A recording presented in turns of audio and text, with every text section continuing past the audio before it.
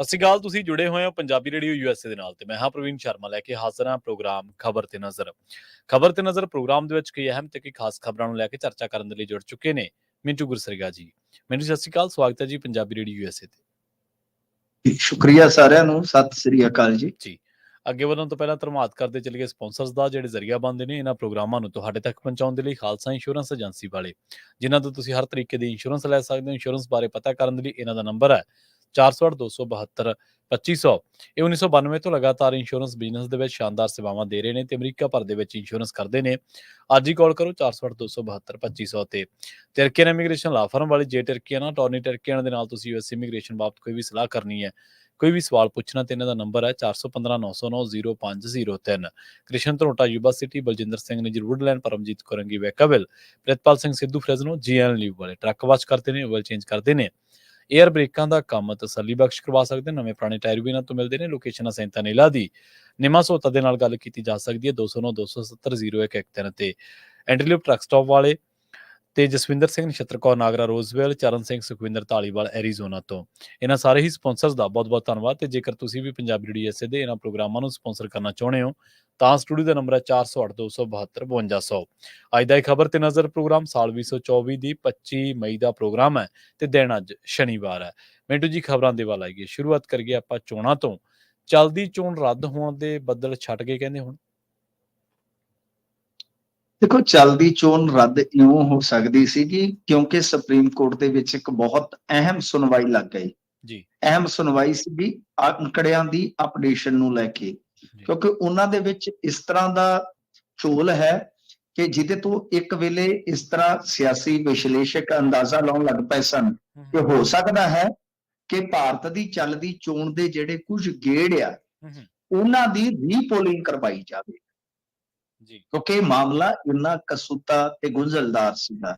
ਪਰ ਅਖੀਰ ਕੱਲ ਸੁਪਰੀਮ ਕੋਰਟ ਦਾ ਜਿਹੜਾ ਵੋਕੇਸ਼ਨਲ ਬੈਂਚ ਹੈ, ਵੋਕੇਸ਼ਨਲ ਬੈਂਚ ਦਾ ਮਤਲਬ ਹੁੰਦਾ ਕਿ ਜੋ ਛੁੱਟੀਆਂ ਦੇ ਵਿੱਚ ਕੰਮ ਕਰਦਾ ਹੈ, ਠੀਕ ਹੈ ਜੀ, ਆਰਜ਼ੀ ਬੈਂਚ ਕਹਿ ਲਓ, ਕਿਉਂਕਿ ਇਹ ਜਿਹੜੀ ADR ਦੀ ਹੈਗੀ ਸੀਗੀ ਮੂਲ ਪਟੀਸ਼ਨ, ਇਹ ਹੈਗੀ ਸੀਗੀ 19 ਦੀ ਜਿਹਨੂੰ ਗਾਂ ਸੁਣਿਆ ਜਾ ਰਿਹਾ। ਤੇ ਹੁਣ ਗਾਂ ਉਹਨਾਂ ਨੇ ਕਿਹਾ ਕਿ ਇਹਨੂੰ ਜਿਹੜਾ ਨਿਯਮਤ ਯਾਨੀ ਪੱਕਾ ਬੈਂਚ ਜਿਹੜਾ ਹੈ ਉਹ ਸੁਣੇਗਾ। ਮਤਲਬ ਇਹ ਕਿ ਸੁਣਵਾਈ ਜਾਰੀ ਰਹੇਗੀ।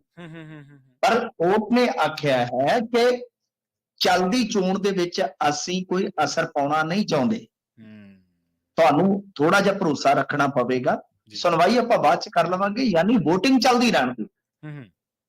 ਤਾਂ ਇਹਦਾ ਮਤਲਬ ਕਤਈ ਜਾਂ ਕਦਾਚਿਤ ਇਹ ਨਹੀਂ ਹੈ ਕਿ ਇਹ ਸਭ ਕੁਝ ਟਲ ਗਿਆ। ਹਾਂ, ਜਿਹੜਾ 1-2 ਫੇਜ਼ ਦਾ ਇਲੈਕਸ਼ਨ ਰੀਪੋਲ ਹੋਣ ਦਾ ਆਸਾਰ ਸੀ ਉਹ ਖਤਮ ਹੋ ਗਿਆ, ਉਹ ਹੁਣ ਮੁਮਕਿਨ ਨਹੀਂ ਹੈ। ਤਾਂ ਬਹਰਹਾਲ ਕੋਰਟ ਨੇ ਸਾਫ਼ ਕਰ ਦਿੱਤਾ ਹੈ, ਸਪਸ਼ਟ ਕਰ ਦਿੱਤਾ ਹੈ ਕਿ ਬਈ ਇਹ ਸਾਰਾ ਕੁਝ ਹੈ ਨਾ ਜਿਹੜਾ ਇਹ ਹੁਣ ਨਿਯਮਤ ਯਾਨੀ ਪੱਕੀ ਬੈਂਚ ਜਿਹੜੀ ਹੈ ਉਹ ਸੁਣਵਾਈ ਦੇ ਦੌਰਾਨ ਕਰੇਗੀ, ਦੇਖੇਗੀ ਕਿ ਕੀ ਮਾਮਲਾ ਹੈ। ਹੁਣ ਦੂਜੇ ਪਾਸੇ ਨਾਲ ਕੋਰਟ ਨੇ ਇਹ ਵੀ ਕਿਹਾ ਕਿ ਜਿਹੜਾ ਤੁਹਾਡਾ ਡਾਟਾ ਐਪ ਹੈ, ਯਾਨੀ ਜਿੱਥੇ ਤੁਸੀਂ ਡਾਟਾ ਜਿਹੜਾ ਟਰਨ ਆਊਟ ਜਿਹੜਾ ਹੈ ਉਹ ਅਪਡੇਟ ਕਰਦੇ ਹੋ, ਜਦੋਂ ਕਾਨੂੰਨਨ ਤੁਸੀਂ ਇਹਨੂੰ ਇਸ ਤਰ੍ਹਾਂ ਜਾਰੀ ਕਰਨ ਲਈ ਪਾਬੰਦੀ ਨਹੀਂ ਜੇ, ਇਹ ਤੇ ਫਿਰ ਆ ਵੈਲ ਮੁਝੇ ਮਾਰ ਵਾਲੀ ਗੱਲ ਹੈ ਤੁਹਾਡੀ। ਮਤਲਬ ਕਿ ਤੁਸੀਂ ਆਪ ਹੀ ਹੁਣ ਇਹਦੇ ਚ ਕਸੂਤੇ ਫਸੇ ਹੋ। ਜਦੋਂ ਤੁਸੀਂ ਹੁਣ ਡਾਟਾ ਨਸ਼ਰ ਕਰ ਰਹੇ ਹੋ ਤਾਂ ਉਹਦੀ ਅਪਡੇਸ਼ਨ ਨੂੰ ਲੈ ਕੇ ਕੁਝ ਸਵਾਲ ਨੇ, ਕੁਝ ਕਿੰਤੂ ਨੇ, ਤੇ ਹੁਣ ਤੁਸੀਂ ਝਿਜਕਦੇ ਜੇ ਜਵਾਬ ਦੇਣ ਤੋਂ। ਕੋਰਟ ਨੇ ਵੀ ਕਿਹਾ, ਇਹ ਵੀ ਮੱਦੇ ਨਜ਼ਰ ਰੱਖੋ। ਤੇ ਖੈਰ ਹੁਣ ਜਿਹੜਾ ਮਸਲਾ ਹੈ, ਮਸਲਾ ਇਸ ਕਰਕੇ ਗੁੰਝਲਦਾ ਰਿਹਾ ਕਿ ਟਰਨ ਆਊਟ ਜਿਸ ਤਰ੍ਹਾਂ 1,07,00,000 ਵੋਟਰ ਵਧਾ ਦਿੱਤੇ ਗਏ ਤੇ 12 ਦਿਨ ਬਾਅਦ ਪਹਿਲੇ ਫੇਜ਼ ਦਾ ਡਾਟਾ ਜਿਹੜਾ ਹੈ ਉਹ ਫਾਈਨਲੀ ਅਪਡੇਟ ਹੁੰਦਾ ਹੈ। ਮਤਲਬ ਕਿ ਉਹਦੇ ਚ ਆਖਰੀ ਜਿਹੜੀ ਸੋਧ ਹੁੰਦੀ ਆ ਉਹ ਹੁੰਦੀ ਆ 12 ਦਿਨਾਂ ਬਾਅਦ। ਅਸੀਂ ਮਤਲਬ ਕਿ ਇਸ ਤਰ੍ਹਾਂ ਦੇ ਇਲੈਕਸ਼ਨ ਦੇਖੇ ਜਦੋਂ ਭਾਰਤ ਦੇ ਵਿੱਚ ਕੋਈ ਤਕਨੀਕ ਨਹੀਂ ਸੀ, ਕੋਈ ਲੈਣਾ ਨਹੀਂ, ਕੋਈ ਦੇਣਾ ਨਹੀਂ, ਤਦ ਵੀ ਜਿਹੜੇ ਫਾਈਨਲ ਅੰਕੜੇ ਸੀ ਕੋਈ 1-2 ਦਿਨ ਦੇ ਵਿੱਚ ਆ ਜਾਂਦੇ ਸੀਗੇ। ਪਰ ਆ ਹੁਣ 12 ਦਿਨ ਵਾਲਾ ਫੰਡਾ ਸਮਝ ਤੋਂ ਬਾਹਰ ਆ, ਜਿਹਦੇ ਵਿੱਚ 1,07,00,000 ਵੋਟਰ ਵੱਧ ਜਾਂਦਾ। ਇੱਕ ਹਜ਼ੂਰ ਚੰਦਰਪੁਰ ਲੋਕ ਸਭਾ ਹੈ ਜੀ, ਉਹਦਾ ਟਰਨ ਆਊਟ 10% ਵੱਧ ਗਿਆ। ਠੀਕ ਹੈ ਜੀ। ਮਸਲਨ ਜੇ ਆਪਾਂ ਦੇਖੀਏ ਪਹਿਲਾਂ 7 ਵਜੇ 48, ਫਿਰ 12 ਵਜੇ 52 ਹੋ ਗਿਆ ਤੇ ਫਿਰ 58 ਦੇ ਜੀ, ਯਾਨੀ ਕੁਝ ਦਿਨਾਂ ਬਾਅਦ 58। ਤਾਂ ਇਹ ਗੱਲਾਂ ਸਮਝ ਤੋਂ ਪਰੇ ਨੇ। ਹੁਣ ਰੌਲਾ 1780 ਦਾ 1780 ਦਾ ਇਹ ਕਹਿੰਦੇ ਆ ਕਿ ਜੇ ਅਸੀਂ ਬੜਾ, ਮੈਂ ਸਮਝਦਾ ਕਿ ਹਾਸੋਹੀਣਾ ਜਿਹਾ ਜਵਾਬ ਸੀਗਾ ਇਹਨਾਂ ਦਾ ਕੋਰਟ ਦੇ ਵਿੱਚ ਜੋ ਇਹਨਾਂ ਨੇ ਹਲਫਨਾਮਾ ਪੇਸ਼ ਕੀਤਾ ਹੈ ਕਿ ਦੇਖੋ ਜੀ, ਜੇਕਰ ਅਸੀਂ ਇਸ ਤਰ੍ਹਾਂ ਦਾ ਕੰਮ ਕਰਾਂਗੇ ਤੇ ਅਰਾਜਕਤਾ ਫੈਲ ਜਾਏਗੀ ਜੀ ਪੂਰੇ ਮੁਲਕ ਦੇ ਵਿੱਚ। ਅੱਛਾ, ਉਹਦੇ ਚ ਕੀ ਹੈ? 1780 ਫਾਰਮ। 1780 ਫਾਰਮ ਹੁੰਦਾ ਹੈ ਕਿ ਜਦੋਂ 5 ਵਜੇ ਵੋਟਿੰਗ ਬੰਦ ਹੋ ਗਈ, ਆਖਰੀ ਬੰਦੇ ਨੂੰ ਟੋਕਨ ਮਿਲ ਗਿਆ, ਉਸ ਤੋਂ ਬਾਅਦ VOTING ਫਿਨਿਸ਼ ਹੋ ਗਈ। ਇਹ ਪ੍ਰੋਸੈਸ ਹੈ ਤੁਹਾਨੂੰ ਜਿਹੜਾ ਮੈਂ ਦੱਸ ਰਿਹਾ ਪੋਲਿੰਗ ਬੂਥ ਦੇ ਅੰਦਰ ਦਾ। ਟੋਕਨ ਵਾਲਾ ਜਦੋਂ ਆਖਰੀ ਵੋਟ ਪਾ ਦੇਗਾ, VOTING ਫਿਨਿਸ਼ ਹੋ ਗਈ, ਉਸ ਤੋਂ ਬਾਅਦ ਜੋ ਉੱਥੇ ਦਾ ਅਧਿਕਾਰੀ ਹੁੰਦਾ ਹੈ, ਬੂਥ ਲੈਵਲ ਦਾ ਜਿਹੜਾ ਇੰਚਾਰਜ ਆ, ਉਹਦੇ ਸਾਈਨਾਂ ਦੇ ਹੇਠ ਇੱਕ ਫਾਰਮ ਭਰਿਆ ਜਾਂਦਾ ਜਿਹਦੇ ਵਿੱਚ ਜਿਹੜੇ ਵੱਖ-ਵੱਖ ਪਾਰਟੀਆਂ ਦੇ ਏਜੰਟ ਹੁੰਦੇ ਆ ਉਹਨਾਂ ਨੂੰ ਕੁੱਲ ਵੋਟ, ਪੋਲ ਹੋਈ ਵੋਟ, ਕਿੰਨੇ ਮਰਦ ਕਿੰਨੇ ਔਰਤ, ਸਾਰਾ ਡਾਟਾ ਜਿਹੜਾ ਉਸੇ ਵੇਲੇ ਦਸਤਖਤਾਂ ਦੇ ਜਾਰੀ ਕਰ ਦਿੱਤਾ ਜਾਂਦਾ। ਇਹ ਕਹਿੰਦੇ ਆ ਕਿ ਜੇ ਅਸੀਂ ਇਹਨੂੰ ਜਨਤਕ ਕਰਨਾ ਸਟਾਰਟ ਕਰਾਂਗੇ ਤਾਂ ਉਹ ਗਲਤ ਹੋ ਜਾਏਗਾ, ਅਰਾਜਕਤਾ ਫੈਲ ਜਾਏਗੀ। ਜਦ ਕਿ ਉਹ ਜਿਹੜਾ ਦਿੱਤਾ ਜਾਂਦਾ ਹੈ ਡਾਟਾ, ਉਹਦੇ ਵਿੱਚ ਮੋਇਤਰੇ ਜਿਹੜੀ ਬੀਬੀ ਮੋਆ ਮੋਇਤਰੇ ਸ਼ਾਇਦ ਉਹਦਾ ਨਾਮ ਹੈ, ਉਹਨੇ ਤਾਂ ਪਬਲਿਸ਼ ਵੀ ਕੀਤਾ ਹੋਇਆ ਕਿਉਂਕਿ ਉਹਦੇ ਤੇ ਰੋਕ ਹੀ ਹੈ ਨਹੀਂ ਕਾਨੂੰਨ। ਸੋ ਇਸ ਵਾਸਤੇ ਜੋ ਚੋਣ ਕਮਿਸ਼ਨ ਨੇ ਉੱਥੇ ਜਾ ਕੇ ਬੇਦਮ ਜੀਆਂ ਦਲੀਲਾਂ ਦਿੱਤੀਆਂ, ਬੇਕਾਰ ਜੀਆਂ ਦਲੀਲਾਂ ਦਿੱਤੀਆਂ, ਉਹ ਖੁਦ ਹੀ ਸਵਾਲ ਜਿਹੜੇ ਆ ਨਾ ਆਪਣੇ ਆਪ ਤੇ ਖੜੇ ਕਰ ਬੈਠਾ ਹੈ ਚੋਣ ਕਮਿਸ਼ਨ। ਚੋਣ ਕਮਿਸ਼ਨ ਕਿਸੇ ਵੇਲੇ ਐਸੀ ਇੱਕ ਛਵੀ ਰੱਖਦਾ ਸੀਗਾ ਕਿ ਬਾਹਰਲੇ ਮੁਲਕਾਂ 'ਚ ਸਾਡੇ ਕਮਿਸ਼ਨਰ ਬੁਲਾਏ ਜਾਂਦੇ ਸਨ, ਬਾਹਰਲੇ ਮੁਲਕਾਂ ਦੇ ਵਫਦ ਆ ਕੇ ਇੱਥੋਂ ਦੀ ਪ੍ਰਕਿਰਿਆ ਨੂੰ ਦੇਖਿਆ ਕਰਦੇ ਸੀਗੇ। ਪਰ ਮੋਦੀ ਸਾਹਿਬ ਦੇ ਖਾਸ ਤੌਰ ਤੇ ਕਾਰਜਕਾਲ ਦੇ ਦੌਰਾਨ ਚੋਣ ਕਮਿਸ਼ਨ ਦੀ ਹਾਲਤ ਜਿਹੜੀ ਆ ਉਹ ਇੰਨੀ ਪਤਲੀ ਹੋ ਗਈ ਹੈ, ਇੰਨੀ ਪਤਲੀ ਹੋ ਗਈ ਆ ਕਿ ਹੁਣ ਲੋਕ ਜਿਹੜੇ ਆ ਉਹ ਇਹ ਕਹਿੰਦੇ ਕਿ ਮੋਦੀ ਤੇ ਹਾਰ ਚੁੱਕਾ ਹੈ, ਅਸਲ 'ਚ ਲੜ ਰਿਹਾ ਹੈ ਤੇ ਚੋਣ ਕਮਿਸ਼ਨ ਜੀ। ਤੇ ਮੋਦੀ ਨੇ ਪੰਜਾਬ ਫੇਰੀ ਦੇ ਦੌਰਾਨ ਮਿੰਟੂ ਜੀ ਆਪ ਸਰਕਾਰ ਨੂੰ ਉਲਝਾਇਆ ਜੀ। ਦੇਖੋ, ਮੋਦੀ ਸਾਹਿਬ ਦੀ ਫੇਰੀ ਭਾਜਪਾ ਨੂੰ ਕਿੰਨਾ ਕੁ ਫਰਕ ਪਾਵੇਗੀ ਉਹਦੇ ਤੇ ਮੇਰਾ ਹਾਲੇ ਵੀ ਇੱਕ ਸ਼ੱਕ ਹੈ, ਕਿਉਂਕਿ ਸਾਨੂੰ ਜਿੰਨੀਆਂ ਕੁ ਰਿਪੋਰਟਾਂ ਮਿਲੀਆਂ ਕਿ ਪਟਿਆਲੇ ਤੱਕ ਰਾਜਸਥਾਨ ਤੋਂ ਬੰਦੇ ਮੰਗਵਾਏ ਗਏ, ਕਿਉਂਕਿ ਮੋਦੀ ਸਾਹਿਬ ਦੀ ਇਕੱਠ ਰੈਲੀ ਕੋਈ ਵੀ ਜਿਹੜੀ ਹੈ ਨਾ ਉਹ ਸਖਣੀ ਨਹੀਂ ਰਹਿ ਸਕਦੀ। ਉਹਦੇ 'ਚ ਹਰ ਹੀਲੇ ਹਰ ਹਰਬੇ ਇਕੱਠ ਜਿਹੜਾ ਉਹ ਵਿਖਾਇਆ ਜਾਣਾ ਮਤਲਬ ਕਿ ਤੈਅ ਹੁੰਦਾ ਹੈ। ਸੋ ਇਸ ਵਾਸਤੇ ਉਹਦਾ ਅਸਰ ਕਿੰਨਾ ਕੁ ਹੋਏਗਾ ਇਹ ਤੇ ਨਹੀਂ ਪਤਾ। ਹਾਂ, ਉਹਨਾਂ ਨੇ ਪੱਤਾ ਬਖੂਬੀ ਖੇਡਿਆ, ਰਾਮ ਮੰਦਿਰ ਦਾ ਪ੍ਰਚਾਰ ਕੀਤਾ, ਖਾਸ ਤੌਰ ਤੇ ਗੁਰਦਾਸਪੁਰ ਦੇ ਵਿੱਚ, ਤੇ ਤਿੰਨਾਂ ਹੀ ਥਾਵਾਂ ਤੇ ਉਹਨਾਂ ਨੇ ਸਿੱਖਾਂ ਦੇ ਨਾਲ ਆਪਣੀ ਸਾਂਝ ਜਿਹੜੀ ਹੈ ਉਹ ਵਿਖਾਈ ਕਿ ਦੇਖੋ ਮੈਂ ਤੁਹਾਡੇ ਵਾਸਤੇ ਆ ਕੀਤਾ, ਤੇ ਜੇ ਮੈਂ 1971 ਚ ਹੁੰਦਾ ਤੇ ਮੈਂ ਕਰਤਾਰਪੁਰ ਸਾਹਿਬ ਕੋਰੀਡੋਰ ਉਦੋਂ ਹੀ ਲੈ ਦੇਣਾ। ਨਾਲ ਇਹ ਕਹਿ ਕੇ ਕਾਂਗਰਸ ਨੇ ਆ ਜ਼ੁਲਮ ਕੀਤੇ ਵਗੈਰਾ ਵਗੈਰਾ। ਯਾਨੀ ਹਿੰਦੂ ਸਿੱਖ ਕਾਰਡ ਖੇਡਣ ਤੋਂ ਬਾਅਦ ਜਿਹੜੀ ਇੱਕ ਸਭ ਤੋਂ ਵੱਡੀ ਗੱਲ ਕਹੀ ਆ ਮੋਦੀ ਸਾਹਿਬ ਨੇ, ਜਿਸ ਮੁੱਦੇ ਨੂੰ ਪੰਜਾਬ ਦੀ ਰਾਜਨੀਤੀ ਸ਼ੋ ਨਹੀਂ ਸੀ ਰਹੀ ਜੀ, ਉਹਦੇ ਵਿੱਚ ਹੁਣ ਆਮ ਆਦਮੀ ਪਾਰਟੀ ਨੂੰ ਉਹਨਾਂ ਯਕੜੇ ਚ ਲਿਆ। ਇਹ ਹੁਣ ਵੇਖੋ ਰਿਸਪੌਂਡ ਕਰਦੇ ਆ ਕਿ ਨਹੀਂ, ਪਰ ਰਿਸਪੌਂਡ ਨਹੀਂ ਕਰਨਗੇ। ਮੋਦੀ ਸਾਹਿਬ ਨੇ ਇੱਕ ਗੱਲ ਕਹੀ ਕਿ ਪੰਜਾਬ ਦਾ ਮੁੱਖ ਮੰਤਰੀ ਡਮੀ ਮੁੱਖ ਮੰਤਰੀ ਆ, ਤੇ ਨਾਲ ਦੀ ਨਾਲ ਗਰਗ ਸਾਹਿਬ ਦਾ ਸਟੇਟਮੈਂਟ ਆ ਗਿਆ ਕਿ ਨਹੀਂ, ਪੰਜਾਬ ਦਾ ਮੁੱਖ ਮੰਤਰੀ 3 ਕਰੋੜ ਦਾ ਮੁੱਖ ਮੰਤਰੀ ਹੈ। ਬਿਲਕੁਲ ਦਰੁਸਤ ਆ, ਪਰ 3 ਕਰੋੜ ਲੋਕਾਂ ਦੇ ਵਿੱਚੋਂ ਵੋਟਰ ਕਿੰਨੇ ਆ ਤੇ ਵੋਟਰਾਂ ਚੋਂ ਤੁਹਾਨੂੰ ਵੋਟ ਦੇਣ ਵਾਲੇ ਕਿੰਨੇ ਆ, ਪਹਿਲੀ ਗੱਲ ਤੇ ਇਹ ਦੇਖਣ ਵਾਲੀ ਹੈ। ਦੂਜੀ ਚੀਜ਼ ਕਿ ਇਸ ਗੱਲ ਦਾ ਜਵਾਬ ਤੇ ਇਹਨਾਂ ਨੇ ਫੌਰੀ ਤੌਰ ਤੇ ਦੇ ਦਿੱਤਾ, ਪਰੰਤੂ ਜਿਹੜਾ ਇੱਕ ਉਹਨਾਂ ਨੇ ਬਹੁਤ ਵੱਡਾ ਦੋਸ਼ ਲਾ ਦਿੱਤਾ ਪੰਜਾਬ ਦੀ ਧਰਤੀ ਪਰ ਖੜ ਕੇ ਹੀ ਇਹਨਾਂ ਦੇ ਉੱਤੇ, ਤਾਂ ਉਹ ਤਾਂ ਮੇਰੇ ਖਿਆਲ ਦੇ ਨਾਲ ਇਹਨਾਂ ਨੂੰ ਜਵਾਬ ਦੇਣਾ ਬਣਦਾ ਸੀਗਾ। ਉਹਨਾਂ ਨੇ ਕੀ ਕਿਹਾ? ਉਹ ਕਹਿੰਦੇ ਕਿ ਪਹਿਲਾਂ ਇਹਨਾਂ ਨੇ ਐਡਾ ਵੱਡਾ ਸ਼ਰਾਬ ਘੁਟਾਲਾ ਕਰ ਦਿੱਤਾ, ਤੇ ਹੁਣ ਇੱਥੇ ਪੰਜਾਬ ਦੇ ਵਿੱਚ ਨਸ਼ੇ ਦਾ ਕਾਰੋਬਾਰ ਕਰਨ ਵਾਸਤੇ ਫਰੀ ਦੇ ਵਿੱਚ ਲਾਇਸੈਂਸ ਮਿਲਿਆ ਹੋਇਆ। ਠੀਕ ਹੈ। ਝਾੜੂ ਪਾਰਟੀ ਵਾਲੇ ਖੁਦ ਨਸ਼ੇ ਦੇ ਹੋਲਸੇਲ ਦੇ ਕਾਰੋਬਾਰ,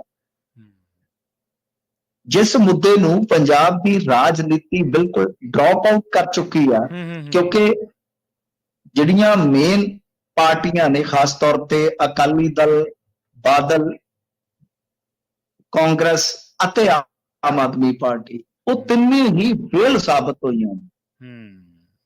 ਤਾਂ ਜਿਸ ਮੁੱਦੇ ਨੂੰ, ਔਰ ਇਹ ਮੁੱਦਾ ਦੇਖੋ ਅਸੀਂ ਇੱਥੇ ਰਹਿੰਦੇ ਆ, ਹਰੇਕ ਬੰਦੇ ਨਾਲ ਗੱਲਬਾਤ ਕਰੀਦੀ ਹੈ ਤੇ ਹਰੇਕ ਤਰ੍ਹਾਂ ਦੇ ਬੰਦੇ ਨਾਲ ਗੱਲ ਕਰੀਦੀ ਹੈ। ਜੀ ਜੀ। 4 ਬੰਦਿਆਂ ਨਾਲ ਗੱਲ ਕਰੀਏ ਤੇ 4ਾਂ ਚੋਂ 2 ਬੰਦੇ ਨਸ਼ੇ ਦੇ ਮੁੱਦੇ ਤੇ ਗੱਲ ਕਰਨ। ਇਹ ਐਡਾ ਵੱਡਾ ਮੁੱਦਾ ਹੈ ਪੀੜਤ ਜਿਹੜਾ ਕਿ ਹਾਂਜੀ ਪੀੜਤ ਹੁੰਦੇ ਆ ਨਾ ਕਿਸੇ ਨਾ ਕਿਸੇ ਰੂਪ ਦੇ ਵਿੱਚ, ਕਿਸੇ ਦਾ ਰਿਸ਼ਤੇਦਾਰ, ਕਿਸੇ ਦਾ ਕਿਵੇਂ, ਕਿਸੇ ਦਾ ਕਿਵੇਂ। ਜੇ ਨਾ ਵੀ ਹੁਣ ਉਹ ਆਸੇ-ਪਾਸੇ ਆਪਣੇ ਗਲੀ ਮੁਹੱਲੇ 'ਚ ਦੇਖਦੇ ਤੇ ਹੈ ਨਾ, ਦੇਖਦੇ ਤਾਂ ਹੈ, ਇਨਸਾਨੀ ਦਰਦ ਤੇ ਉਹਨਾਂ ਦੇ ਅੰਦਰ ਹੁੰਦਾ ਹੈ। ਤਾਂ ਉਹ ਜਿਸ ਤਰ੍ਹਾਂ ਦੱਸਦੇ ਨੇ ਤਾਂ ਇਹਦਾ ਮਤਲਬ ਇਹ ਹੈ ਕਿ ਉਹ ਮੁੱਦਾ ਹੇਠਲੇ ਪੱਧਰ ਤੇ ਬੜਾ ਜਵਾਲਤ ਆ, ਬੜਾ ਭਖਦਾ ਹੈ, ਪਰੰਤੂ ਪੰਜਾਬ ਦੀ ਜੋ ਸਿਆਸੀ ਸਕਰੀਨ ਹੈ ਉਹਦੇ ਤੇ ਉਹ ਦਿਖਾਈ ਨਹੀਂ ਦਿੰਦਾ। ਉਹਦਾ ਕਾਰਨ ਇਹ ਆ, ਕਾਰਨ ਵੀ ਤੁਹਾਨੂੰ ਦੱਸ ਦਿੰਦਾ ਕਿ ਜਦੋਂ ਵੀ ਇਹ ਮੁੱਦਾ ਛੇੜਨਗੇ ਇਹ ਆਪ ਹੀ ਫਸ ਜਾਣਗੇ ਉਹਦੇ ਤੇ। ਕਿ ਆਮ ਆਦਮੀ ਪਾਰਟੀ ਛੇੜੂਗੀ? ਨੋ, ਨੈਵਰ। ਕਾਂਗਰਸ ਛੇੜੂਗੀ? ਨਹੀਂ, ਕਦੇ ਨਹੀਂ। ਅਕਾਲੀ ਤੇ ਹੱਥ ਹੀ ਨਾ ਲਾਉਣਗੇ। ਸੋ ਇਸ ਵਾਸਤੇ ਬੜਾ ਸੋਚ ਵਿਚਾਰ ਕੇ ਮੈਨੂੰ ਲੱਗਦਾ ਕਿ ਨਰਿੰਦਰ ਮੋਦੀ ਨੇ ਇੱਕ ਦੋਸ਼ ਲਾਇਆ। ਹਾਲਾਂਕਿ ਮੈਂ ਇਸ ਗੱਲ ਤੇ ਕਿਤੇ ਨਾ ਕਿਤੇ ਦੁਵਿਧਾ ਚ ਹਾਂ ਕਿ ਅਈਓ ਦੋਸ਼ ਸੁਖਬੀਰ ਸਿੰਘ ਬਾਦਲ ਲਾਉਂਦੇ ਆ ਤੇ ਅਈਓ ਦੋਸ਼ ਬਈ ਮੋਦੀ ਸਾਹਿਬ ਲਾਉਂਦੇ ਆ ਕਿ ਹੁਣ ਡਰੱਗ ਦਾ ਕਾਰੋਬਾਰ, ਜਿਹੜਾ ਡਰੱਗ ਦਾ ਕਾਰੋਬਾਰ ਹੈ, ਮਤਲਬ ਕਿ ਇਸ ਤਰ੍ਹਾਂ ਦੇ ਕਾਰੋਬਾਰ ਜਿਹੜੇ 2 ਨੰਬਰ ਦੇ ਆ ਉਹ ਕਰਦੇ ਆਮ ਆਦਮੀ ਪਾਰਟੀ ਦੇ ਬੰਦੇ। ਸੁਖਬੀਰ ਸਿੰਘ ਬਾਦਲ ਨੇ ਇੰਨੇ ਕੁ ਬਿਆਨ ਜ਼ਰੂਰ ਦਿੱਤੇ ਆ, ਪਰ ਉਹ ਮੋਟਾ-ਮੋਟੀ ਮਤਲਬ ਕਿ ਇੱਕ ਫਾਰਮੈਲਿਟੀ ਹੈ ਜਦੋਂ ਮੁੱਦਿਆਂ ਨੂੰ ਛੂਹਦੇ ਆ। ਪਰ ਇਹ ਹੁਣ ਜਿਹੜਾ ਬਿਆਨ ਹੈ ਕਿ ਸੁਖਬੀਰ ਸਿੰਘ ਬਾਦਲ ਨੂੰ ਇਨਪੁਟ ਮੋਦੀ ਸਾਹਿਬ ਦੀ ਖੁਫੀਆ ਟੀਮ ਤੋਂ ਆਈ ਹੈ ਜਾਂ ਇਹਨਾਂ ਨੇ ਮੁਹੱਈਆ ਕਰਵਾਈ, ਕਿਉਂਕਿ ਦੋਨਾਂ ਦੇ ਬਿਆਨਾਂ ਦੇ ਵਿੱਚ ਸਮਾਨਤਾ ਤੇ ਹੈਗੀ ਆ। ਸੁਖਬੀਰ ਸਿੰਘ ਬਾਦਲ ਨੇ ਵੀ ਪਿਛਲੇ ਦਿਨ 1-2 ਥਾਵਾਂ ਤੇ ਮਤਲਬ ਕਿ ਇੱਕ ਰਸਮੀ ਜਿਹਾ ਇਹ ਬਿਆਨ ਜ਼ਰੂਰ ਦਿੱਤਾ ਸੀਗਾ, ਪਰ ਪੰਜਾਬ ਦੀ ਰਾਜਨੀਤੀ ਦੇ ਵਿੱਚ ਜਿਸ ਤਰ੍ਹਾਂ ਮੋਦੀ ਨੇ ਇਹ ਮੁੱਦਾ ਇੱਕ ਵਾਰੀ ਪਖਾਇਆ ਹੈ ਤਾਂ ਮੇਰੇ ਖਿਆਲ ਦੇ ਨਾਲ ਸਾਰਿਆਂ ਦੇ ਦੰਦ ਜ਼ਰੂਰ ਜੁੜ ਜਾਣਗੇ, ਕਿਉਂਕਿ ਇਹਦੇ ਤੇ ਜਵਾਬ ਦੇਣ ਵਾਸਤੇ ਕਿਸੇ ਕੋਲ ਬਹੁਤਾ ਕੁਝ ਨਹੀਂ ਹੈਗਾ। ਜੀ ਤੇ ਮਿੰਟੂ ਜੀ, ਅਗਲੀ ਖਬਰ ਦੇ ਵੱਲ ਵਧੀਆ ਗੱਲ ਕਰੀਏ ਕਾਲੇ ਰੰਗ ਦੀ। ਕਾਲੇ ਰੰਗ ਪਹਿਲਾਂ ਵੀ ਸਰਕਾਰਾਂ ਡਰਦੀਆਂ ਰਹੀਆਂ ਨੇ ਕਾਲੇ ਰੰਗ ਤੋਂ। ਬਾਦਲ ਦੀ ਰੈਲੀ ਦੇ ਵਿੱਚ ਜਾਂ ਕਾਂਗਰਸ ਦੀ ਰੈਲੀ ਦੇ ਵਿੱਚ ਕਾਲੇ ਰੰਗ ਦੀ ਪੱਗ, ਪੱਟੀ ਜਾਂ ਹੋਰ ਇਹ ਵੀ ਤਲਾਸ਼ੀਆਂ ਲਈਆਂ ਜਾਂਦੀਆਂ ਸੀਗੀਆਂ, ਪਰ ਉਹਨਾਂ ਨੂੰ ਭੰਡਣ ਵਾਲੇ ਇਹ ਵੀ ਡਰਨ ਲੱਗ ਪਿਆ ਜੀ। ਹੁਣ ਕਹਿੰਦੇ ਕਾਲੇ ਰੰਗ ਤੋਂ ਸਰਕਾਰ ਡਰਦੀ ਹੈ। ਇਹ ਕੇਂਦਰ ਦੀ ਸਰਕਾਰ ਆ ਜਾਂ ਪੰਜਾਬ ਸਰਕਾਰ ਹੈ ਜੀ? ਕਾਲੇ ਰੰਗ ਦਾ ਯਾਰ ਮੈਨੂੰ ਕੁੜੀਆਂ ਕਹਿੰਦੀਆਂ, ਗੱਲ ਇਹ ਆ ਕਿ ਕਾਲੇ ਰੰਗ ਤੋਂ ਕੀ ਡਰਨਾ? ਕਾਲੇ ਰੰਗ ਤੋਂ ਕੀ ਡਰਨਾ ਹੈ? ਇੱਥੇ ਜਿਹੜੇ ਲੋਕ ਡਰਦੇ ਆ ਮੇਰੇ ਖਿਆਲ ਦੇ ਨਾਲ ਉਹਨਾਂ ਨੇ ਸਮੇਂ ਦੇ ਬਦਲਦੇ ਰੰਗ ਨਹੀਂ ਵੇਖੇ।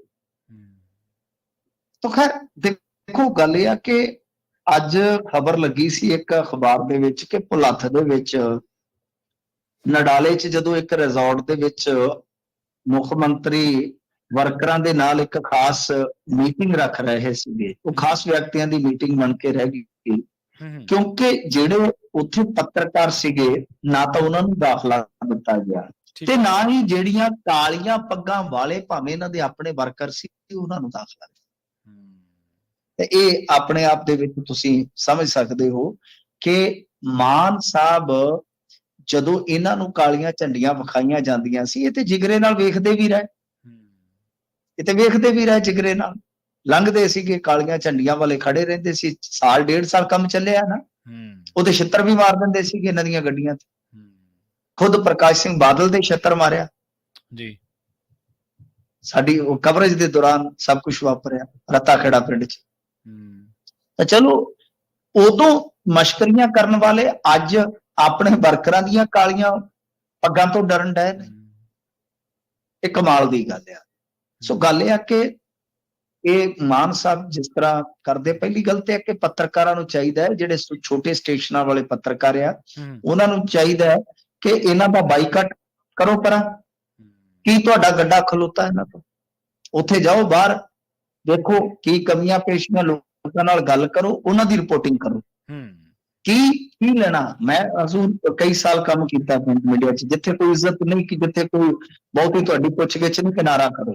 ਭਾਵੇਂ ਛੋਟੇ ਸੀਗੇ ਉਸ ਟਾਈਮ, ਜੂਨੀਅਰ ਸੀਗੇ, ਠੀਕ ਹੈ, ਆਪਦਾ ਕਿਨਾਰਾ ਕਰੋ। ਕੀ ਲੋੜ? ਇਹ ਛੋਟੇ ਸਟੇਸ਼ਨ ਦੇ ਪੱਤਰਕਾਰ ਨੇ, ਭੁਲੱਥ ਹੈ ਛੋਟਾ ਸਟੇਸ਼ਨ, ਤਾਂ ਉੱਥੇ ਕੀ ਆ ਕਿ ਤੁਹਾਡੇ ਕੋਲ ਫਿਕਸ ਪੱਤਰਕਾਰ ਹੈਗੇ ਆ ਜਿਨ੍ਹਾਂ ਨੂੰ ਦਹੀਂ ਦੇ ਵਿੱਚ ਤੁਸੀਂ ਪਾ ਕੇ ਕੱਦੂ ਰਾਇਤਾ ਦਿੰਦੇ ਹੋ, ਉਹ ਖਾਂਦੇ ਨੇ ਤੁਹਾਡਾ, ਤੇ ਫਿਰ ਉਹ ਰਾਇਤਾ ਜਿਹੜਾ ਹੈ ਉਹ ਗਲੱਛਦੇ ਨੇ, ਫੈਲਾਉਂਦੇ ਨੇ। ਸੋ ਇੱਕ ਇਸ ਕਰਕੇ ਇਹ ਜਿਹੜੀ ਇਸ ਵੇਲੇ ਦੀ ਸਰਕਾਰ ਆ, ਉਹ ਸਰਕਾਰ ਇਸ ਤਰ੍ਹਾਂ ਦੀ ਸਰਕਾਰ ਆ ਕਿ ਮਲੋਟ ਦੇ ਵਿੱਚ ਤੁਰੇ ਜਾਂਦੇ ਮੁੱਖ ਮੰਤਰੀ ਨੂੰ ਪਤਾ ਨਹੀਂ ਕਿਸੇ ਨੇ ਫੁੱਲ ਮਾਰਿਆ, ਮਾੜਾ ਜਿਹਾ ਅੱਖ ਤੇ ਵੱਜਿਆ ਤੇ ਉਸੇ ਵੇਲੇ ਵਿੱਚ ਗੱਡੀ ਤੇ ਬਹਿ ਕੇ ਡਰ ਕੇ ਤੇ ਉੱਥੋਂ ਭੱਜ ਗਿਆ। ਜਦ ਕਿ 4 ਦਿਨ ਪਹਿਲਾਂ ਇਹੋ ਜੀ ਘਟਨਾ ਵਾਪਰੀ ਸੀਗੀ ਖਰੜ ਦੇ ਵਿੱਚ, ਤੇ ਜਿੱਥੇ ਉਹਨਾਂ ਨੇ ਆਖਿਆ ਸੀਗਾ ਕਿ ਫੁੱਲ ਤੇ ਕਰਮਾਂ ਵਾਲਿਆਂ ਦੇ ਵੱਜਦੇ। ਇਹੋ ਜੀ ਸਰਕਾਰ ਆ ਇਸ ਟਾਈਮ, ਇਹੋ ਜਿਹਾ ਮੁੱਖ ਮੰਤਰੀ ਆ ਕਿ ਵਰਕਰ ਭਾਵੇਂ 45 ਹੋਣ, ਲਾਲ ਪੱਗਾਂ ਵਾਲੇ, ਕਾਲੀਆਂ ਪੱਗਾਂ ਵਾਲੇ ਤੇ ਦੂਰ ਰਹਿ ਜਾਂਦੇ, ਲਾਲ ਪੱਗਾਂ ਵਾਲੇ ਯਾਨੀ ਜਿਹੜੇ ਸਿਵਲ ਡਰੈਸ ਦੇ ਵਿੱਚ ਸਿਕਿਉਰਿਟੀ ਗਾਰਡ ਹੁੰਦੇ, ਉਹ 70 ਵੀ ਗਿਣੇ ਜਾ ਸਕਦੇ ਤਸਵੀਰ 'ਚ। तो मतलब कि इस तरह का एक मुख मंत्री बन गया जिहड़ा किसी वेले सत्थां च खलो के ते मतलब कि अमरिंदर सिंह बादल होरां दी नकल उतारदा हुंदा सीगा। अज वो सत्थां च वड़न दी जुरत ही नहीं रखदा जी। बाजारां दा रोड शो एक रणनीति दे तहत है, एक जगह मुकर्रर कीती जांदी है, ओहदे च फिर आसे पासे बैरीकेडिंग करके ਬਾਜ਼ਾਰ ਚੋਂ ਇੱਕ ਕਾਫਲਾ ਲੰਘਾਇਆ ਜਾਂਦਾ, ਲੋਕ ਦਿਖਾਏ ਜਾਂਦੇ ਆ ਕਿ ਆਹ ਦੇਖੋ ਜੀ, ਹੁਣ ਲੋਕ ਤਾਂ ਬਾਜ਼ਾਰ 'ਚ ਖਲੋਤੇ ਹੁੰਦੇ, ਰੈਲੀ ਜਾਂ ਖੁੱਲਾ ਲੋਕਾਂ ਦੇ ਨਾਲ ਇੰਟਰੈਕਸ਼ਨ ਛੱਡ ਹੀ ਦਿੱਤਾ ਹੈ ਮਾਨ ਸਾਹਿਬ। ਉਹਦਾ ਕਾਰਨ ਹੈ ਵਿਰੋਧ ਤੋਂ ਡਰ। ਇੰਨਾ ਜ਼ਿਆਦਾ ਮੁੱਖ ਮੰਤਰੀ ਡਰਿਆ ਹੋਇਆ ਕਿ ਯਬਲੀਆਂ ਮਾਰ ਰਿਹਾ ਹੋਇਆ ਸੀ। ਮੌੜ ਦੇ ਵਿੱਚ ਕੀ ਹੋਇਆ, ਮਾਨਸੇ ਦੇ ਵਿੱਚ ਕੀ ਹੋਇਆ, ਮਲੋੜ ਦੇ ਵਿੱਚ, ਇੱਥੋਂ ਤੱਕ ਕਿ ਜਿਹੜੀ ਹੈਗੀ ਹੈ ਇੱਥੋਂ ਦੀ ਵਜ਼ੀਰ, ਉਹਦੇ ਨਾਲ ਗੱਲ ਹੀ ਨਹੀਂ ਕੀਤੀ, ਇੰਨੀ ਨੈਗੇਟਿਵ ਰਿਪੋਰਟ ਸੀ ਉੱਥੇ ਜੀ।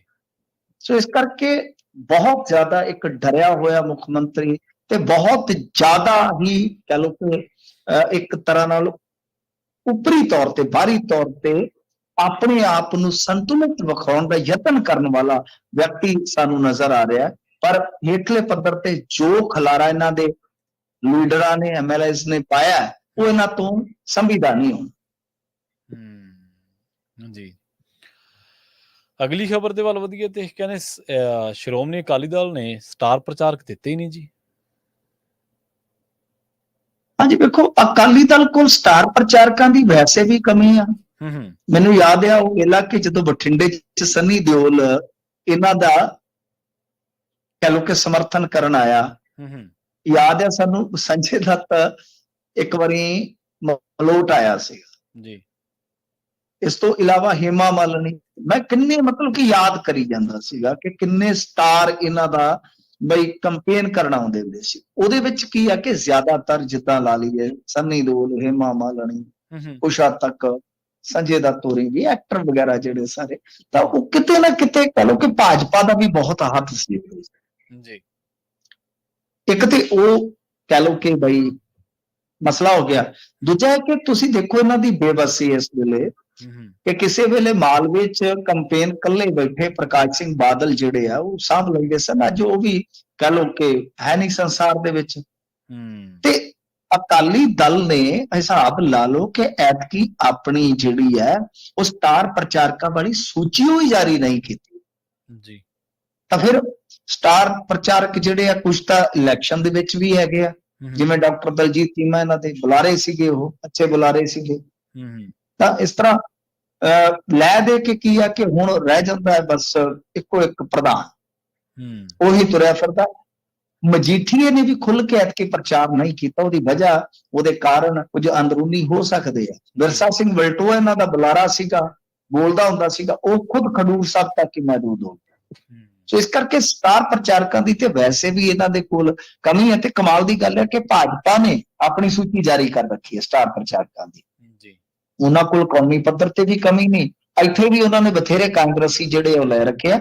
ਉਹ ਪ੍ਰਚਾਰ ਦੀ ਵਾਕਿਆ ਹੀ ਸਟਾਰ ਪ੍ਰਚਾਰਕਾਂ ਦੀ ਕਿਤੇ ਨਾ ਕਿਤੇ ਘਾਟ, ਕਿਤੇ ਨਾ ਕਿਤੇ ਅਕਾਲੀ ਦਲ ਨੂੰ ਕਮੀ ਜਿਹੜੀ ਉਹ ਮਹਿਸੂਸ ਹੁੰਦੀ ਹੋਏਗੀ। ਪਰ ਅਕਾਲੀ ਦਲ ਦੇ ਵਿੱਚ ਪਤਾ ਨਹੀਂ ਕੀ ਚੱਲ ਰਿਹਾ, ਮੈਨੂੰ ਸਮਝ ਨਹੀਂ ਆਉਂਦੀ। ਇੱਥੇ ਤੇ ਸੈਂਟਰ ਦਾ ਵਿਰੋਧ ਕਰਦੇ ਆ ਗੱਲੀ ਬਾਤੀ ਕਦੇ ਕਦੇ, ਤੇ ਦਿੱਲੀ ਦੇ ਵਿੱਚ ਜਿਹੜਾ ਭੋਗਲ ਆ ਉਹ ਮੋਦੀ ਦੀ ਜਿੱਤ ਵਾਸਤੇ ਉੱਥੇ ਅਖੰਡ ਪਾਠ ਰਖਵਾਈ ਬੈਠਾ ਸੀਗਾ, ਭੋਗ ਪਵਾਏ ਗਏ, ਦੁਆ ਕੀਤੀ ਗਈ, ਅਰਦਾਸ ਕੀਤੀ ਗਈ। ਤੁਸੀਂ ਹਿਸਾਬ ਲਾ ਲਓ, ਅੰਦਾਜ਼ਾ ਲਾ ਲਓ ਕਿ ਕਿਸ ਤਰ੍ਹਾਂ ਦਾ ਦਬੰਧ ਹੈ ਪਾਰਟੀ ਦੇ ਅੰਦਰ ਜੀ। ਤੇ ਮਿੰਟੂ ਜੀ ਗੱਲ ਕਰੀਏ ਆਪਾਂ ਕਰਮਜੀਤ ਅਨਮੋਲ ਦੀ, ਕਹਿੰਦੇ ਇਹਨਾਂ ਦੀ ਜਿਹੜੀ ਜਾਤੀ ਆ ਉਹਨੂੰ ਲੈ ਕੇ ਕੋਈ ਵੱਡਾ ਵਿਵਾਦ ਹੋ ਗਿਆ ਜੀ? ਦੇਖੋ, ਕਰਮਜੀਤ ਅਨਮੋਲ ਜਿਹੜਾ ਕਿ ਰਿਸ਼ਤੇ ਦੇ ਵਿੱਚ ਕੁਲਦੀਪ ਮਾਣਕ ਦਾ ਭਾਂਜਾ ਲੱਗਦਾ ਹੈ, ਜੀ। ਇਹਦੇ ਤੇ ਇੱਕ ਵਿਵਾਦ ਜਿਹੜਾ ਹੈ ਉਹ ਨਿਰੰਤਰ ਚੱਲ ਰਿਹਾ ਹੈ, ਤੇ ਉਹ ਵਿਵਾਦ ਜਿਹੜਾ ਚਲਾਇਆ ਇੱਥੇ ਲੜ ਰਹੇ ਆਜ਼ਾਦ ਉਮੀਦਵਾਰ ਅਵਤਾਰ ਸਿੰਘ ਸਿਹੋਤਾ ਨੇ। ਠੀਕ ਹੈ ਜੀ। ਅਵਤਾਰ ਸਿੰਘ ਸਿਹੋਤਾ ਦਾ ਦਾਅਵਾ ਜਿਹੜਾ ਉਹਨੂੰ ਆਪਾਂ ਪਹਿਲੀ ਨਜ਼ਰੇ ਰੱਦ ਨਹੀਂ ਕਰ ਸਕਦੇ, ਹਾਲਾਂਕਿ ਅਨਮੋਲ ਤੇ ਇੱਕੋ ਗੱਲ ਕਹੀ ਜਾਂਦਾ ਹੈ, ਵਿਰੋਧੀਆਂ ਦੀ ਚਾਲ ਆ, ਵਿਰੋਧੀਆਂ ਦੀ ਚਾਲ ਆ। ਸਿਹੋਤਾ ਕਹਿੰਦਾ ਕਿ ਆਰਟੀਆਈ ਤੋਂ ਜਿਹੜੀ ਜਾਣਕਾਰੀ ਅਸੀਂ ਪ੍ਰਾਪਤ ਕੀਤੀ ਹੈ ਕਿ ਅਨਮੋਲ ਐਸਸੀ ਜਾਤੀ ਤੋਂ ਨਹੀਂ ਬਲਕਿ ਓਬੀਸੀ ਜਾਤੀ ਤੋਂ ਆਉਂਦੇ ਆ। ਠੀਕ ਹੈ ਜੀ। ਐਸੀ ਹੁੰਦੀ ਹੈ ਸ਼ੈਡਿਊਲਡ ਕਾਸਟ। ਹਾਂਜੀ। ਠੀਕ ਹੈ ਜੀ। ਤੇ ਜਿਹੜਾ ਓਬੀਸੀ ਹੁੰਦੀ ਹੈ ਉਹ ਹੁੰਦੀ ਹੈ ਅਦਰ ਬੈਕਵਰਡ ਕਲਾਸਿਸ। ਹੁਣ ਇਹਨਾਂ ਦੋਨਾਂ ਦਾ ਫਰਕ ਹੈ, ਕਿਉਂਕਿ ਐਸਸੀ ਦਾ ਇੱਕ ਨਿਸ਼ਚਿਤ ਕੋਟਾ ਜਿਹੜਾ ਹੁੰਦਾ ਉਹ ਰਾਜਨੀਤਿਕ ਤੌਰ ਤੇ ਵੀ ਹੁੰਦਾ। ਤੁਸੀਂ ਦੇਖਿਆ ਹੋਣਾ ਕਿ ਫਰੀਦਕੋਟ ਸੀਟ ਜਦੋਂ ਰਿਜ਼ਰਵ ਲਿਖੀ ਜਾਂਦੀ ਹੈ ਨਾ, ਚੰਗੀ ਤਰ੍ਹਾਂ ਗੌਰ ਕਰੋ, ਉਹ ਰਿਜ਼ਰਵ ਅੱਗੇ ਐਸਸੀ ਲਿਖਿਆ ਹੁੰਦਾ ਹੈ। ਹਾਂਜੀ ਹਾਂਜੀ ਬਿਲਕੁਲ। ਕਿ ਰਿਜ਼ਰਵ ਫॉर ਐਸਸੀ, ਉੱਥੇ ਕੱਲਾ ਐਸਸੀ ਹੀ ਉਮੀਦਵਾਰ ਹੋਏਗਾ, ਨਾ ਓਬੀਸੀ ਹੋਏਗਾ, ਨਾ ਐਸਟੀ ਹੋਏਗਾ, ਨਾ ਅਦਰਸ ਕੋਈ। तो खैर ਇਹਨਾਂ ਨੇ ਜੋ ਹਵਾਲਾ ਦਿੱਤਾ ਹੈ, ਇਹ ਕਹਿੰਦੇ ਆ ਕਿ ਅਸਲ ਦੇ ਵਿੱਚ ਵੀ ਇਹਨੇ ਮਰਾਸੀ ਜਾਤੀ ਜਿਹੜੀ ਕਿ ਓਬੀਸੀ ਦੇ ਵਿੱਚ ਆਉਂਦੀ ਹੈ, ਜਦਕਿ ਜਿਹੜੀ ਡੋ ਮਰਾਸੀ ਜਾਤੀ ਆ ਉਹ ਐਸਸੀ ਦੇ ਵਿੱਚ ਆਉਂਦੀ ਹੈ। ਤੇ ਉਹ ਕਹਿੰਦੇ ਆ ਕਿ ਸਕੂਲ ਦੇ ਵਿੱਚ ਇਹਨੇ ਮਰਾਸੀ ਲਿਖਾਇਆ ਸੀਗਾ, ਯਾਨੀ ਓਬੀਸੀ। ਠੀਕ ਹੈ ਜੀ। ਤੇ ਫਿਰ ਮੁਹਾਲੀ ਰਹਿੰਦਿਆਂ ਇਹਨੇ ਡੂਮ ਹੁੰਦਾ, ਵੈਸੇ ਪੰਜਾਬੀ ਚ ਡੋਮ ਲਿਖ ਦਿੰਦੇ ਨੇ ਕਈ ਥਾਂ ਅੰਗਰੇਜ਼ੀ ਚ, ਤਾਂ ਡੂਮ ਜਿਹੜਾ ਇਹਨੇ ਆਪਦੀ ਉਹ ਲਿਖਾਈ ਤੇ ਉਹ ਅੱਡ ਤੋਂ ਇੱਕ ਸਰਟੀਫਿਕੇਟ ਬਣਾਇਆ। ਤਾਂ ਖੈਰ ਇਹ ਵਿਵਾਦ ਜਿਹੜਾ ਇਹ ਮੁਹੰਮਦ ਸਦੀਕ ਨਾਲ ਵੀ ਜੁੜਿਆ ਸੀ, ਮੈਨੂੰ ਯਾਦ ਹੈ ਜਦੋਂ ਭਦੌੜ ਤੋਂ ਲੜ ਰਹੇ ਸੀ ਦਰਬਾਰਾ ਸਿੰਘ ਗੁਰੂ। ਬਾਅਦ ਚ ਹਾਂਜੀ, ਬਾਅਦ ਦੇ ਵਿੱਚ ਉਹਦਾ ਵੀ ਕੁਛ ਨਹੀਂ ਸੀ ਬਣਿਆ। ਮੁਹੰਮਦ ਸਦੀਕ ਜਿਹੜੇ ਆ ਉਹ ਆਪਦੀ ਪਾਰੀ ਸਾਰੀ ਪੂਰੀ ਖੇਡ ਕੇ ਗਏ ਸਨ, ਤੇ ਉਸ ਤੋਂ ਬਾਅਦ ਫਿਰ ਉਹ ਫਰੀਦਕੋਟ ਆਉਂਦੇ ਆ। ਤਾਂ ਇਸ ਮਾਮਲੇ ਦੇ ਵਿੱਚ ਦੇਖੋ, ਜਿਹੜੇ ਇੱਥੋਂ ਦੇ ਲੋਕਲ ਜ਼ਿਲ੍ਹਾ ਚੋਣ ਅਧਿਕਾਰੀ ਆ ਉਹ ਤੇ ਕਲੀਨ ਚਿੱਟ ਦੇ ਚੁੱਕੇ ਆ ਕਿ ਅਸੀਂ ਵੈਰੀਫਾਈ ਕੀਤਾ, ਪਰ ਮੇਰਾ ਮੰਨਣਾ ਹੈ ਕਿ ਜੋ ਪੰਜਾਬ ਦਾ ਮੁੱਖ ਚੋਣ ਅਧਿਕਾਰੀ ਆ ਉਹਨੂੰ ਇਹ ਮੁੱਦਾ ਜਿਹੜਾ ਉਹ ਜਲਦੀ ਦੇਖ ਲੈਣਾ ਚਾਹੀਦਾ, ਕਿਉਂਕਿ ਜਦੋਂ ਚੋਣ ਜਿੱਤ ਜਾਂਦਾ ਬੰਦਾ ਉਦੋਂ ਫਿਰ ਕੋਰਟ ਕਚਹਿਰੀਆਂ 'ਚ ਦੂਜਾ ਵੀ ਧੱਕੇ ਖਾਈ ਜਾਂਦਾ ਹੈ। ਸੋ ਜੇ ਪਹਿਲਾਂ ਜਿਹੜਾ ਕਾਸਟ ਸਰਟੀਫਿਕੇਟ ਬਣਿਆ ਉਹ ਕਿਸੇ ਹੋਰ ਦਾ ਬਣਿਆ ਤੇ ਦੂਸਰਾ ਹੈ ਵੈਸੇ ਤਾਂ ਮਰਾਸੀ ਆ, ਪਰ ਮੈਂ ਜਿਵੇਂ ਤੁਹਾਨੂੰ ਦੱਸਿਆ ਕਿ ਜਿੱਦਾਂ ਰਾਜ ਸਿੱਖ ਹੁੰਦੇ ਆ, ਰਾਜ ਸਿੱਖ ਦੇ ਵਿੱਚ ਵੀ ਇਹ ਚੀਜ਼ ਆ ਜਾਂਦੀ ਹੈ ਅੱਗੇ ਜਾ ਕੇ। ਤਾਂ ਉਹ ਚਲੋ ਇਹ ਬਹੁਤ ਗੁੰਝਲਦਾਰ ਮਾਮਲਾ ਹੁੰਦਾ ਹੈ ਕਾਸਟ ਦਾ, ਪਰ ਜੇ ਇਹਨੂੰ ਸਮਝੀਏ ਤੇ ਕੋਈ ਜ਼ਿਆਦਾ ਰਾਕਟ ਸਾਇੰਸ ਨਹੀਂ ਹੁੰਦਾ, ਰਿਜ਼ਰਵੇਸ਼ਨ ਦਾ ਮਾਮਲਾ। ਤਾਂ ਗੱਲ ਇਹ ਆ ਕਿ ਜੇ ਮੰਨ ਲਓ ਉਹਨਾਂ ਕੋਲ ਇਹ ਪੁਖਤਾ ਜਾਣਕਾਰੀ ਆ ਤਾਂ ਕਿਸੇ ਮੌਕੇ ਤੇ ਜਾ ਕੇ ਕਰਮਜੀਤ ਅਨਮੋਲ ਜਿਹੜੇ ਆ ਉਹ ਫਸ ਸਕਦੇ।